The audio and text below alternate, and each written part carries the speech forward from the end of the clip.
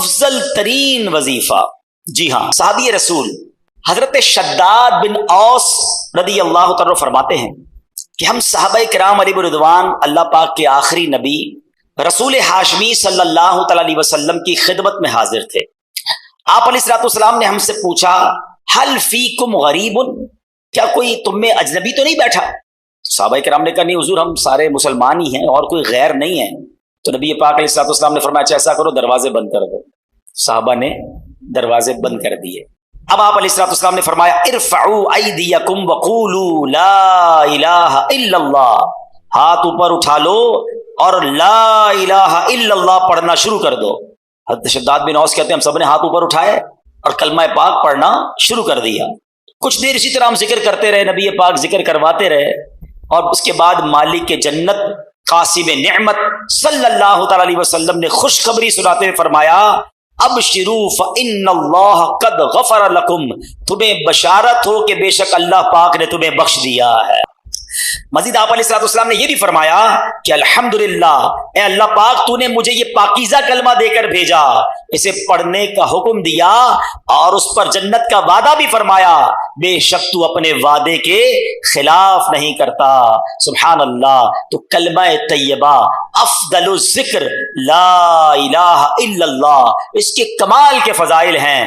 بندے کو رب پہ بھروسہ ہو کہ میں کتنا ہی کمزور سہی، مصیبت کتنی بڑی سہی، ارے مجھے لگ رہا ہے میں نہیں نکل سکوں گا، مگر میرا خالق وہ ہے جو ان اللہ علی کل شیء قدیر ہے، اس کے لیے مشکل کچھ بھی نہیں ہے. وہ کن فرماتا ہے تو فیکون ہو جاتا ہے. میری مشکل اس کے لیے کیا ہے؟ لیکن پرابلم یہ ہے کہ ہم اللہ پر بھروسہ نہیں کرتے. حدیث پاک سنیے، نبی پاک علیہ الصلوۃ والسلام فرماتے ہیں، اور یہ ترمذی شریف کی حدیث ہے، اللہ کے نبی فرماتے ہیں اگر تم اللہ پر اس طرح بھروسہ کرو جیسا اس پر بھروسہ کرنے کا حق ہے، یہ بات ہے کہ جیسا حق ہے، جس لیول کا بھروسہ کرنا ہے، اس کو اپنا خالق مالک سب کچھ جاننا ہے، پھر ملے گا کیا؟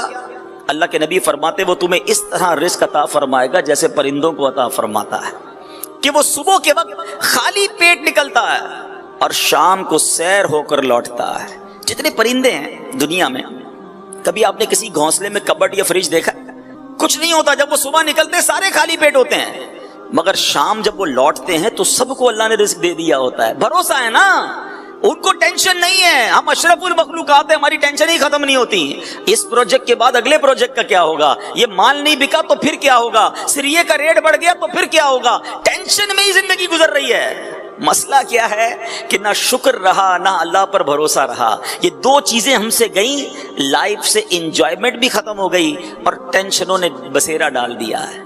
خدا را میرے میٹھے اسلامی بھائیو، اللہ پر بھروسہ کرنا سیکھیں. اور یہ اللہ پر جب بھروسہ نہیں ہوتا نا، تو جیسا میں نے کہا کہ بندہ پھر کہتا ہے یار جلدی جلدی تو کمانا ہے نا، آگے بھی تو بڑھنا ہے. اتنے لوگ آگے بڑھ گئے، میرے ساتھ کام شروع کیا، اس کے تو پتہ نہیں کتنے پروجیکٹ ہو گئے، میں پیچھے رہ گیا. اب وہ تو پیچھے رہ گیا والا سیناریو ہے نا، وہ مایوسی بھی پیدا کرتا ہے اور بندے کو حرام کی طرف بھی لے جاتا ہے. یہ جو پیچھے رہ جانے کی وجہ سے ٹینشن ہے نا، اس کو ذرا سمجھیے گا. ایک بادشاہ تھا اور اس بادشاہ کے پاس بڑا پیسہ، ظاہر ہے بادشاہ تو بادشاہ ہی ہوتے ہیں، بہت پیسے ہوتے ہیں، مگر اسے نیند نہیں آتی تھی، رات کو سوچتا ہی رہتا تھا، ٹینشنیں رہتی تھی. اس نے اپنے وزیر کو بلایا، کہتا ہے میں رات کو جب سوتا ہوں مجھے ٹینشن رہتی ہے، نیند نہیں آتی، فریش نہیں ہوتا. میں جب بھی کھڑکی کھول کے باہر اپنے خادموں کو دیکھتا ہوں، غلاموں کو دیکھتا ہوں، بڑے مزے سے سو رہے ہوتے ہیں، ہنس کھیل رہے ہوتے ہیں، ان کے چہرے پہ کوئی ٹینشن بھی نہیں ہے. میرے پاس بہت کچھ ہے اور ٹینشن ہے، ان کے پاس کچھ بھی نہیں پھر بھی فریش ہے. کہ بادشاہ سلامت اس کو سمجھنے کے لیے آپ کو 99 نمبر والا فارمولا یوز کرنا ہوگا. اب ذرا آج سارے بھائی یہ فارمولا سمجھ جاؤ. اس نے بادشاہ کے غلام کو بلایا کہ ذرا قریب آؤ، اور بادشاہ سلامت سے کہا کہ ذرا 100 اشرفیوں کا ایک انعام کی تھیلی مجھے دیں. 100 اشرفیاں، اٹ مینس 100 گولڈ کوئنز، سونے کی اشرفیاں. بادشاہ سے وہ تھیلی لی اور اس میں سے ایک کوئن اس نے نکال کر جیب میں رکھ لیا، ایک اشرفی، اور 99 کا تحفہ اس غلام کو دیا کہ جاؤ تمہیں بادشاہ نے 100 اشرفیوں کا تحفہ دیا. وہ تو بہت خوش، کبھی زندگی میں اتنی اشرفیاں نہیں دیکھی تھی. دوڑا دوڑا گھر گیا، گھر والوں کو بتایا مبارک ہو، کیا ہوا؟ بادشاہ سلامت نے 100 اشرفیاں دی ہیں. اور کمال ہو گیا صاحب، نے تو دل پھر گئے، سارے گھر والے خوش، ایوری بڈی بیکم ہیپی.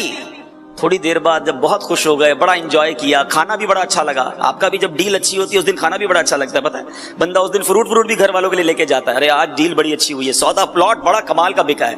جس دن ڈیل اچھی ہو اس دن موڈ اچھا, جس دن مندہ ہو اس دن ہمارا بھی موڈ خراب, گھر والوں کا بھی موڈ خراب کر دینا ہے. ان کا کیا قصور تھا بھائی؟ اب یہی ہو رہا ہے اس غلام کے گھر میں, سب لوگ خوش, وہ دال روٹی بھی اچھی لگ رہی ہے ان کو. بعد میں بچوں نے کہا ابا جان کبھی اشرفیاں دیکھی نہیں ہیں, دکھائیں تو صحیح, ہم بھی تو دیکھیں کیسی ہیں وہ اشرفیاں. باپ نے کہا چلو کھولتے ہیں, کھولی تو وہ پورا ڈھیر لگ گیا. اچھا ابو ہم گن لیں؟ کہا چلو گنو, بچوں کو خوشی ہوتی ہے. بچوں نے گنا تو کہا ابو یہ تو 99 ہیں, 100 نہیں ہے. ارے تم کو گننا نہیں آتا, دوبارہ گنو. دوبارہ گنی 99. ابو پھر 99 ہیں, ہٹ آٹو میں گنتا ہوں. اب اس غلام نے, اس کی بیوی نے گنی, پھر 99. ایک کدھر گئی؟ بادشاہ سلامت کے دربار سے تو پوری ملی ہوں گی. اب بیوی کہتی تم سے سنبھلتی نہیں کوئی چیز, اتنی بڑا تحفہ ملا تم یہ تھیلی نہیں سنبھال سکے. اتنی قیمتی ایک اشرفی کی قیمت پتہ ہے تمہیں؟ کبھی زندگی میں دیکھی تھی؟ وہی گرا کے آ گئے. اور بیٹی کہتی نہیں امی ابو یہیں کسی دراز کے نیچے, کبٹ کے نیچے گر گئی ہوگی. اب جناب اس گھر کی کرسیاں اٹھیں, درازیں اٹھیں, پلنگ اٹھی, ہنگامہ, ساری رات اشرفی ڈھونڈتے رہے اور لڑائی ہوتی رہی. تم نے کھو دی, شرمندہ کرتے رہے, ڈانٹتے رہے شوہر کو. صبح وہ غلام جب واپس بادشاہ کے دربار میں گیا تو آنکھیں سوجی ہوئی, لال, جو روز بڑی پکی نیند سوتا تھا وہ بادشاہ کے دربار میں آیا. وزیر نے بلایا, ادھر آؤ, تمہاری آنکھوں کو کیا ہوا؟ بادشاہ بھی بیٹھا. کہا ہوا یہ صاحب کہ وہ رات اشرفیاں تو لے کر گیا, ساری رات گھر میں لڑائی ہوتی رہی, اشرفی ایک کھو گئی ہے. وزیر نے وہ جیب سے اشرفی نکالی, اس غلام کو دی کہ یہ میرے پاس تھی, معاف کر دینا, لے جاؤ. وہ تو چلا گیا. اب اس وزیر نے بادشاہ کو معاملہ سمجھایا. بیسیکلی یہ ہم سب کے لیے درس ہے. اس نے کہا بادشاہ سلامت مسئلہ یہ ہے کہ آپ کے پاس بہت کچھ ہے مگر جو ایک نہیں ہے نا, آپ اس کی ٹینشن میں زندگی گزار رہے ہیں. ہم جتنے یہاں بیٹھے ہیں نا, ہم سب کے پاس لاکھوں نعمتیں ہیں مگر اس کا شکر نہیں ہے, اس کی انجوائمنٹ نہیں ہے, اس کا اللہ کی بارگاہ میں کوئی جس کو کہے گریٹیٹیوڈ نہیں ہے کہ مالک تیری مہربانی تو نے اتنا کچھ دیا. سارے ٹینشن میں اس بات کے جو ایک اشرفی نہیں ہے. اس ایک اشرفی نہ ہونے کی وجہ سے ہمارے موڈ آف ہیں, ہمارے سر پر ٹینشن ہے. کوئی شوگر کا مریض, کوئی بلڈ پریشر کا مریض, وہ کہتا ہے یار آگے کب بڑھوں گا. ارے جو دیا اس پر شکر کب کرو گے؟ اللہ نے تمہیں کروڑ سے اچھا بنایا ہے, کبھی ہم نے اس پر انجوائے کیا؟ میں آپ کو ایک مشورہ دیتا ہوں, 99 نہیں ہے, 99 اشرفی ہیں آپ کے پاس. کبھی کاغذ قلم لے کر, چلے کاغذ قلم نہیں تو موبائل کا نوٹ پیڈ کھول کر لکھیے گا اللہ نے دیا کیا کیا ہے مجھے, تب پتہ چلے گا کہ آنکھیں دی ہیں اندھا نہیں بنایا, کان دیے ہیں بہرا نہیں بنایا, زبان دی ہے گونگا نہیں بنایا, ہاتھ دیے ہیں ٹوٹا نہیں بنایا, پیر دیے لنگڑا نہیں بنایا, مجھے 2 گردے پورے دیے, ڈائلسس کا مریض نہیں جناب. میرے دل میں سوراخ نہیں, بچے سوراخ لے کر دل میں پیدا ہو رہے ہیں. بریتھنگ کوئی پرابلم نہیں, خدا کی قسم. اب سانس کی ویلیو کیا ہے کورونا وائرس نے لوگوں کو بتایا. میسج آتے ہیں کہ کسی طرح سب کچھ لے لو, میری سانس آسانی سے آ جائے. یہ جو آکسیجن لیول کم ہوتا ہے انسان کو لگ پتا جاتا ہے کہ کتنی بڑی نعمت سانس اندر لینا اور سانس باہر نکالنا ہے. سوچو تو صحیح, اولاد دی, زوجہ دی, ماں باپ دیے, گھر دیا, عزت دی, مسلمان بنایا. لکھتے جاؤ گے ختم ہو جائے گی لسٹ. اللہ نے اتنا کچھ دیا پھر بھی چین نہیں ہے, پھر بھی شکر نہیں ہے, پھر بھی توکل نہیں ہے. کب شکر ادا کرو گے؟ وہ ایک اشرفی جو نہیں ہے, وہ والی گاڑی ملے گی تو زندگی کا مزہ آئے گا, وہ والا پلاٹ لوں گا تو زندگی کا لطف آئے گا, اس ملک کو وزٹ کروں گا تب جناب زندگی پوری ہوگی. ارے جو ہے اس پر انجوائے کب کرو گے, اس پر شکر کب ادا کرو گے؟ خدارا اللہ پر بھروسہ کرنا سیکھو اور اللہ سے محبت کرنا سیکھو. اور رب سے محبت کا تقاضا یہ ہے کہ جو دیا ہے اس کا شکر تو ادا کرو نا. اور وہ کریم کیسا ہے, خود قرآن میں وعدہ فرماتا ہے لَإِن شَكَرْتُمْ لَأَزِيدَنَّكُمْ, تم میرا شکر ادا کرو میں تمہیں اور عطا کروں گا. آپ شکر کریں وہ اور دے رہا ہے, ناشکری کر رہے ہیں اس لیے بڑھ بھی نہیں رہا اور اس میں پرابلمز بھی آ رہی ہیں. تو اے میرے میٹھے اسلامی بھائیوں, جو کچھ اللہ نے آپ کو دیا ہے نا, پرابلم یہی ہے کہ ہم دوسروں کو دیکھ کر اپنی نعمتوں کو کم سمجھتے ہیں. آپ اپنے سے پیچھے والوں کو دیکھو نا, کتنی بڑی بڑی پریشانیاں ہیں. یہ جو آکسیجن ہے نا, آپ نے پڑھا ہوگا, میں نے بھی ایک پوسٹ پڑھی تھی, عرب شریف میں ایک بندے کو سانس کا پرابلم ہوا, ہاسپٹل میں داخل ہوا. 12 دن کے بعد جب اس کو ہاسپٹل سے رہائی ملی تو 1000 کے قریب درہم کا اس کو بل بنا کے, 1000 ریال کا بل بنایا. تو اس نے کہا کیوں, کس چیز کا بل ہے؟ کہ 12 دن آپ نے آکسیجن لی ہمارے ہاسپٹل میں، آپ کو 1000 ریال پے کرنے. وہ بندہ رونے لگا. 72 ایئرز ایج تھی، بہت مالدار تھا. ہاسپٹل والے ڈر گئے، کہتے اگر بل زیادہ لگا تو ہم کم کر دیتے، روئیں تو نہ. کہتے میں اس لیے نہیں رو رہا، میرے پاس پیسے بہت ہیں. تم نے 12 دن آکسیجن لگائی اور 1000 ریال بل بنا دیا ہے. میں 72 سال سے آکسیجن فری اللہ کی طرف سے استعمال کر رہا ہوں. کتنا بڑا مقروض ہو گیا میں اللہ کی بارگاہ میں. شکر ادا کیا کبھی؟ کیا کہتے ہیں آکسیمیٹر آج کل لوگ لگا رہے ہیں نا کہ یار آکسیجن پوری آ رہی ہے کہ نہیں آ رہی ہے. یہ کبھی سوچا تھا کہ مجھے اور آپ کو یہ چیک کرنا پڑے گا؟ ساری زندگی آکسیجن لیتے رہے، یوز کرتے رہے. اللہ کا شکر کب ادا کیا؟ اور جب تک یہ اللہ سے محبت والا معاملہ ڈسٹرب ہو جاتا ہے نا، جب یہ ڈسٹرب ہوتا ہے، توکل ڈسٹرب ہوتا ہے، تو پھر کیا ہوتا ہے کہ پھر بندہ حرام کی طرف چلا جاتا ہے. اللہ پر بھروسہ تو رہا نہیں، کدھر سے بھی آتا ہے پکڑ لو، اور اس حرام کی روزی کی وجہ سے پھر انسان بربادی کی طرف جاتا ہے. عاشق اکبر ہے افضل البشر بعد الانبیاء بالتحقیق، تمام انبیاء اور رسل کے بعد کائنات کی سب سے افضل ہستی ہیں. غلام نے دودھ پیش کیا، آپ نے دودھ پیا. غلام نے عرض کی حضور میں جب بھی آپ کے سامنے کوئی چیز لاتا تھا آپ ہمیشہ پوچھتے تھے کدھر سے لائے ہو، آج پوچھا نہیں آپ نے. فرمایا جلدی بتاؤ کہاں سے لائے ہو. کہ حضور مسئلہ یہ تھا کہ میں زمانہ جاہلیت میں نے ایک بیمار پر منتر پڑھ کر پھونکا تھا، آج اس بندے نے مجھے اس کے بدلے یہ دودھ دیا ہے. اللہ اکبر. صدیق اکبر رضی اللہ عنہ کو پتا چلا کہ جو دودھ مجھے پلایا اس نے تو حرام طریقے سے لیا ہے. اب آپ نے کیا کیا؟ آپ حالانکہ آپ کی اس میں غلطی نہیں تھی، معلوم بھی نہیں تھا، مگر آپ نے اپنے منہ میں انگلی ڈالی اور کہہ کی دودھ نکالا، اور پھر اللہ کی بارگاہ میں بڑی عاجزی کے ساتھ عرض کی یا اللہ جس پر میں قادر تھا وہ میں نے کر دیا، اس دودھ کا تھوڑا حصہ جو میری رگوں میں رہ گیا اے اللہ اسے اب تو معاف فرما دے. یہ تقویٰ ہے اللہ والوں کا کہ کوئی ذرہ بھی حرام کا ہماری روزی میں شامل نہ ہو، ہماری غذا میں شامل نہ ہو. آپ کو اللہ پاک نے بڑا مرتبہ دیا ہے، اگر سچے طریقے سے آپ کام کریں تو یہ کوئی چھوٹا کام نہیں ہے. سنو، ایک بار نبی پاک علیہ الصلوۃ والسلام کی بارگاہ میں کچھ لوگ حاضر تھے. ایک شخص نے عرض کی یا رسول اللہ صلی اللہ تعالی علیہ وسلم میں سلائی کا کام کرتا ہوں. نبی پاک نے فرمایا اگر دیانت داری کے ساتھ کام کرو گے تو حضرت ادریس کے ساتھ جنت میں داخل ہوگے. ایک شخص نے کہا حضور میں معمار ہوں. سنو بلڈروں، تعمیر کرنے والوں، وہ بھی بلڈر تھا، گھر بنانے والا تھا. کہتا حضور میں گھر بناتا ہوں، معمار ہوں، بلڈر ہوں. نبی پاک نے فرمایا اگر تو نے صحیح طریقے سے ایمانداری سے کام کیا نا تو حضرت ابراہیم علیہ السلام کے ساتھ جنت میں داخل ہوگا. حضرت ابراہیم نے کعبے کی تعمیر کی تھی نا. اے گھر بنانے والوں، عمارتیں بنانے والوں، سچ بولنا، دھوکہ نہ دینا، اسی کاروبار سے انشاءاللہ جنت میں پہنچ جاؤ گے. اللہ کے حبیب نے فرمایا اگر ایمانداری سے کام کرو گے تو حضرت ابراہیم کے ساتھ جنت میں داخل ہوگے. آگے سنو، تجارت کرنے والے بیٹھے ہیں، بزنس کمیونٹی کے لوگ یہاں بیٹھے ہیں اور مجھے مدنی چینل پر بعد میں سنیں گے. اللہ کے حبیب علیہ الصلوۃ والسلام سے ایک شخص نے عرض کی حضور میں تجارت کرتا ہوں، بزنس مین ہوں. نبی پاک علیہ الصلوۃ والسلام نے فرمایا اگر تو نے ایمانداری سے کام کیا تو میرے ساتھ جنت میں داخل ہوگا. تو یہ ہے اسلام ڈسکریج نہیں کرتا کاروبار کرنے کو، پیسے کمانے کو، لیکن سچ بول کر کریں نا. جھوٹ بول کر، دھوکہ دے کر کسی طرح بس پیسے آ جائیں، گاہک کا بیڑا غرق ہو، کسٹمر کو خراب مال ملتا ہو تو مل جائے، اپنی بکنگ ہونی چاہیے، اپنا سودا بکنا چاہیے. یہ ایک بار کر لو گے، 2 بار کر لو گے. اچھا بزرگ اور جو سینئر لوگ بیٹھے میری بات کو سیکنڈ کریں گے کہ جو سچ بولتا ہے، پراپر چیز دیتا ہے. میں ایسے بلڈروں کو بھی جانتا ہوں بتاتے کم میں دیتے زیادہ ہیں. پہلے بتائیں گے یہ چیزیں ہوں گی، اس سے اچھی لگا کر دیں گے.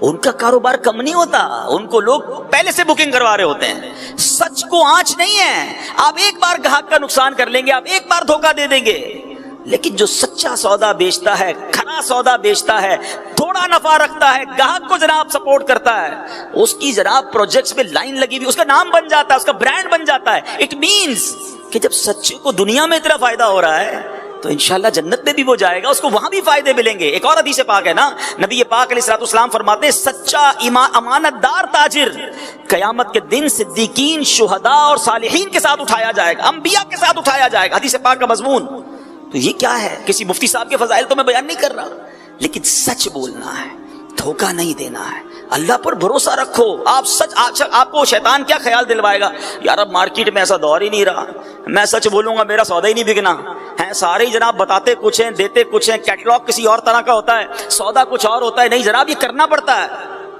آپ پھر توکل کدھر گیا؟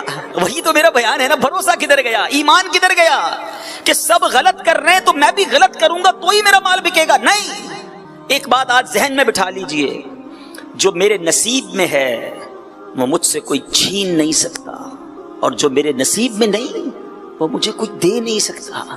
تو جو آپ کے مقدر میں نا وہ آپ کے گھر تک پہنچے گا۔ آپ صبر تو کریں، سچ بولیں، دھوکہ نہ دیں، حلال کا ذہن رکھیں، اور سبحان اللہ حلال روزی کدھر پہنچاتی ہے انسان کو۔ حضرت سعد بن ابی وقاص رضی اللہ تعالیٰ عنہ نے ایک بار نبی پاک سے ایک سوال کیا، سوال سنیے گا، شاید یہ آپ سب کے دل کا سوال ہوگا۔ عرض کرتے ہیں حضور میں مستجاب الدعوات بننا چاہتا ہوں۔ What is the meaning of مستجاب الدعوات؟ مستجاب الدعوات وہ ہوتا ہے کہ جو دعا کرے وہ دعا قبول ہو جائے۔ آپ سارے بھی بننا چاہتے ہیں نا؟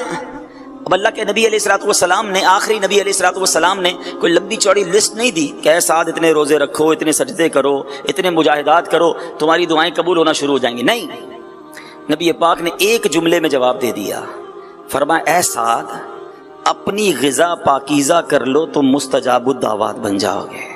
That's it. روزی سچی، غذا پکی، حلال۔ اللہ کے بندے کس طرح اللہ پر بھروسہ کرتے اور اپنے بچوں کو بھی توکل سکھاتے تھے۔ آج تو ہم نے اپنے بچوں کی بھی ٹریننگ کی، بیٹا دیکھ پیسہ ہوگا تو کامیاب ہوگا، دنیا میں پیسے کے علاوہ کچھ نہیں ہے۔ جب آپ اپنے بچوں کو، اپنے جونیئرز کو یہ ٹرین کرتے ہیں نا تو خود غرضی پیدا ہو جاتی ہے۔ آج کوئی کسی کو قرضہ نہیں دیتا ہے، قرضے پہ بھی سود لینا ہے، یار پیسے پہ پیسہ ملے گا تو دوں گا، کیونکہ رحم دلی ختم ہو گئی نا۔ مائنڈ سیٹ یہ بن گیا کہ پیسہ ہی ہوگا تو سب کچھ ہوگا۔ پہلے تو یہ ذہن سے نکال دو، اگر پیسے سے ہی خوشیاں ملتی ہوتی تو کوئی امیر پھر غم زدہ نہ ہوتا، کسی امیر کو کوئی ٹینشن ہی نہ ہوتی۔ ہم تو دعوت اسلامی کا شعبہ یہی رکھتے ہیں، بزنس کمیونٹی اور پرسنالٹی سے ملتے ہیں۔ یقین کریں آپ بھی یہاں بیٹھے ہیں، آپ کو بھی تجربہ ہوگا، بڑے بڑے مالدار جب اکیلے میں مل کر اپنی پوزیشن بتاتے ہیں، اپنے مسائل بتاتے ہیں تو بندہ حیران ہو جاتا ہے کہ یار اتنا دکھی ہے، اس کے گھر میں اتنے مسائل ہیں۔ تو پیسے سے غم دور نہیں ہوتے، اللہ چاہے تو خوشیاں ملتی ہیں۔ حضرت احمد بن حرب رحمۃ اللہ تعالیٰ، اپنی آخری بات کر کے گفتگو ختم کرتا ہوں تاکہ ہم خود بھی توکل کریں، اپنے بچوں کو بھی توکل سکھائیں۔ آپ کے بارے میں آتا ہے کہ آپ نے اپنے بچے کی کمال کی ٹریننگ کی۔ بچے کو کہا جب بھوک لگے، گھر میں ایک بڑا سا یوں سمجھے کہ کھڑکی تھی، تو آپ نے بچے سے یہ کہا کہ بیٹا جب تمہیں کھانا کھانا ہو نا تو اس کھڑکی کے پاس جا کر اللہ سے دعا کرنا کہ یا اللہ مجھے کھانا دے دے، یا اللہ مجھے روزی دے دے، تمہیں کھانا اس کھڑکی سے مل جایا کرے گا۔ اور اپنی زوجہ سے کہا کہ جب کھانے کا وقت ہو تو کھڑکی پہ پیچھے سے کھانا رکھ دینا۔ بیٹا روز جاتا، کھانے کا وقت ہوتا کہ یا اللہ مجھے کھانا دے دے، بیوی ان کی والدہ جو تھی وہ پیچھے سے تھالی رکھ دیتی، وہ کھانا اٹھاتا۔ اس کو بچپن سے یہ فیل کروایا جا رہا تھا کہ روزی دینے والی ذات رب کائنات کی ہے۔ وہ بیٹا یہی کرتا رہا، یہی کرتا رہا۔ ایک دن ان کی بیٹی، ان کی جو زوجہ تھی، وہ گھبرائے ہوئے حضرت احمد بن حرب کے پاس آئی کہ آج تو کمال ہو گیا۔ کیا ہوا؟ کب آج کھانے کا ٹائم ہوا میں لیٹ ہو گئی، جب میں دوڑی دوڑی وہاں گئی تو دیکھا بچہ خود ہی کھانا کھا رہا ہے۔ میں نے کہا بیٹا یہ کھانا کہاں سے آیا؟ کہا روز اللہ بھیجتا ہے، آج بھی اللہ کی طرف سے آیا۔ تو حضور یہ بتائیں آج کا کھانا کدھر سے آیا؟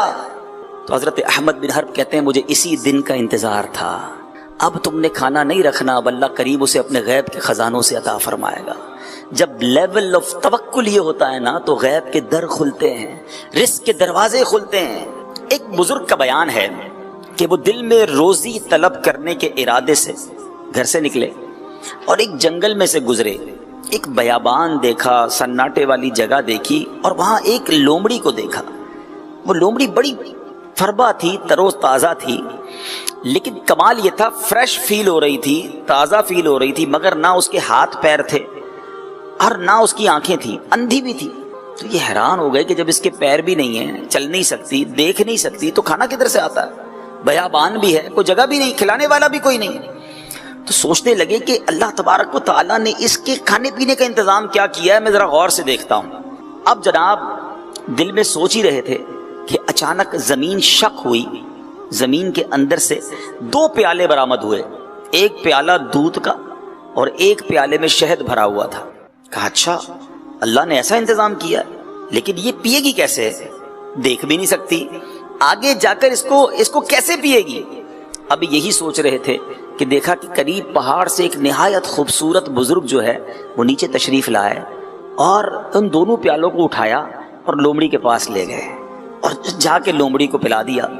جب وہ نورانی بزرگ واپس جانے لگے تو یہ جو بزرگ تھے جو روزی کی تلاش میں نکلے تھے، انہوں نے پکڑ لیا۔